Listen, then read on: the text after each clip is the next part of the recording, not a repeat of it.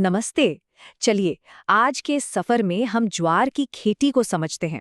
मतलब बिल्कुल शुरू से, बीज बोने से लेकर एक लहलहाती फसल काटने तक का पूरा प्रोसेस। अच्छा, ज्वार जिसे सोरघम भी कहते हैं, ये कोई मामूली अनाज नहीं है। अरे ये तो एक तरह का मल्टीपर्पस पावर हाउस है, जिसके फायदे ही फायदे हैं। और पता है, यही बात इसे इतना खास और जरूरी बना देती है। तो सवाल ये है कि इसके इस्तेमाल हैं क्या-क्या? देखिए, इंसानों के खाने के लिए तो पौष्टिक दाना है ही, साथ ही पशुओं के लिए चरी के रूप में हरा चारा और कर्बी के रूप में सूखा चारा भी मिलता है। और बात यहीं खत्म नहीं होती, इंडस्ट्री में से स्टार्च और अल्कोहल भी बनता है ना कमाल की फसल? तो चलिए, इस पूरे प्रोसेस को ना एक-एक करके समझते हैं। सबसे पहले हम जानेंगे कि ज्वार आखिर है क्या? फिर बात करेंगे खेत की तैयारी और खाद की। इसके बाद देखेंगे बुवाई का सही तरीका। फिर फसल की देखभाल, उसे कीटों और बीमारियों से कैसे बचाएं, और आखिर में कटाई और उसका नतीजा। तो शुरू करते हैं हमारे पहले पड़ाव से, ज्वार एक बहुमुखी फसल। आइए इस वंडर क्रॉप को थोड़ा और करीब से जानते हैं। तो देखिए, ज्वार असल में एक खरीफ यानी मॉनसून की फसल है, और इसकी सबसे बड़ी खूबी पता है क्या है? ये कम बारिश वाले इलाकों में भी खूब फलती फूलती है। बस शर्त एक ही है, मिट्टी बलुई दोमट हो और उसमें पानी रुकना नहीं चाहिए।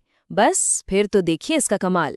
कहते हैं ना, किसी भी अच्छी फसल की नींव खेत की तैयारी से ही रखी जाती है। तो चलिए अब हम अपने दूसरे पड़ाव पर चलते हैं, खेत की तैयारी और खाद। खेत तैयार करने के आप समझिए बस 3 आसान से स्टेप्स हैं।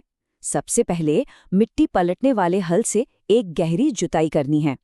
इसके बाद देसी हल या कल्टीवेटर से 2 हल की जुताई, और आखिर में पाटा लगा के खेत को एकदम समतल कर देना है। पाटा मतलब एक लकड़ी का तख्ता होता है जो मिट्टी को बराबर कर देता है ताकि बीज सही गहराई तक जा सकें। अब बात करते हैं फसल के खाने की, मतलब उसके पोषण की। जरा इस टेबल पर एक नजर डालिए। यहाँ साफ साफ दिख रहा है कि दाने और चारे की फसल के लिए खाद की जरूरतें अलग अलग होती हैं।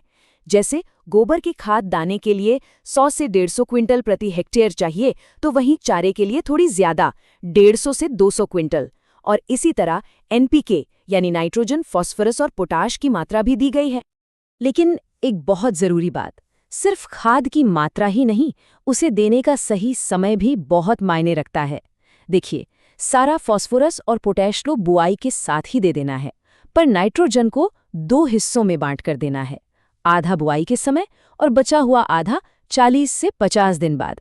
इससे क्या होता है कि पौधे को लगातार पोषण मिलता रहता है। तो जमीन तैयार हो गई, पोषण का इंतजाम भी पूरा हो गया।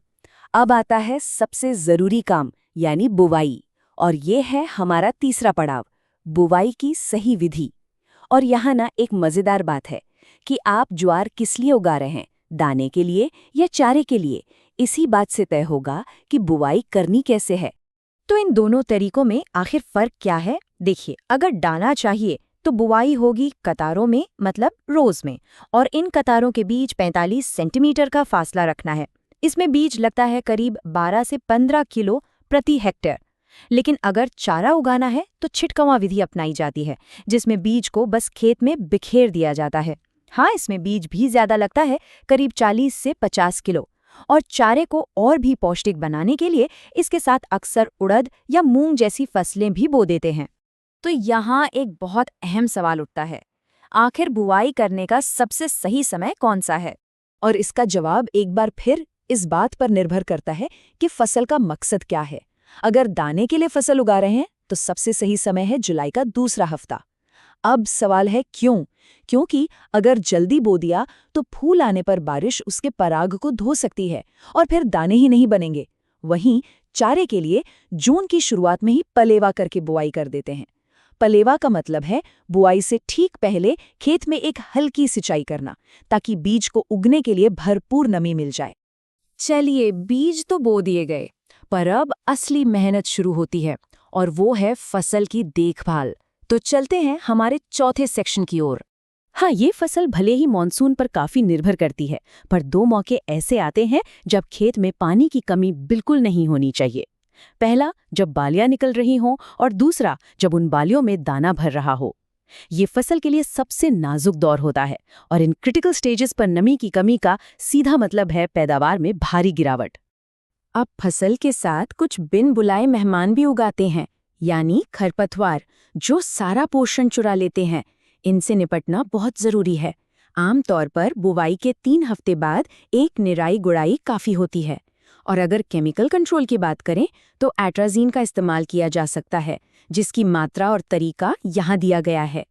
पानी और पोषण के अलावा एक और बड़ी जिम्मेदारी है, और वो है फसल को कीटों और बीमारियों से बचाना।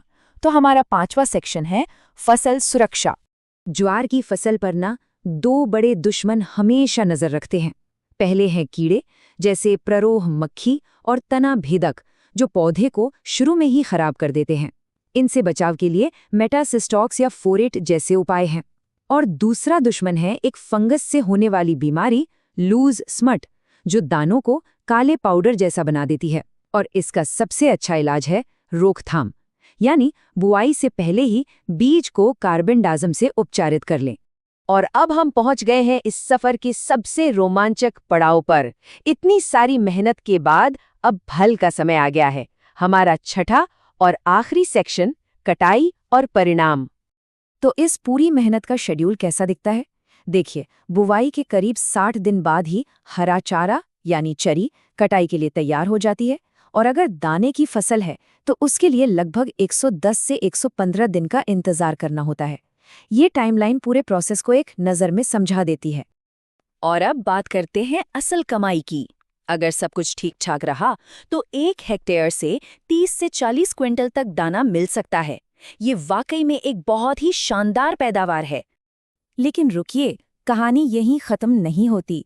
दाना तो मिला ही, साथ में 100 से 110 क्विंटल प्रति हेक्टेयर सूखा चारा यानी करबी भी तो मिलता है। सच में यही तो है इस फसल का डबल बोनेंजा। और अंत में पैदावार के इन आंकड़ों से भी परे एक और बात है जो इस फसल को बहुत खास बनाती है। जब ज्वार की बालियां अध पकी होती हैं तब उसे भूनकर खाने में बड़ी स्वादिष्ट और लाभदायक होती है। और ये छोटी सी बात हमें याद दिलाती है कि खेती सिर्फ एक विज्ञान नहीं, बल्कि हमारे जीवन और हमारे स्वाद से जुड़ा एक खूबसूरत अनुभव भी है।